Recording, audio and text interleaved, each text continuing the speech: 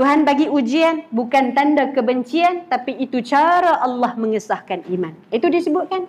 Kan? Lalu bagaimana kita nak tenang sebagai satu bentuk natijah daripada keimanan yang sedang kita tunjukkan, yang sedang kita berikan kepada kehidupan kita ini.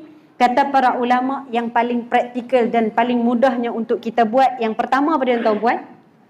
Nak tenang, jangan dengan orang. Nak dapat ketenangan, jangan bergantung sesama manusia. Bergantung dengan manusia sampai masa ikatannya akan terputus juga.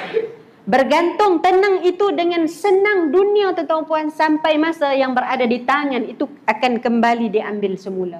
Lalu kekuatan daripada mana yang boleh kita dapat? Satu, bila kita rasa tak senang, bila kita mula rasa tak tenang, dalam rumah mula terasa sempit, suami isteri mula kerap bergaduh, maka kita kena pertingkatkan solat.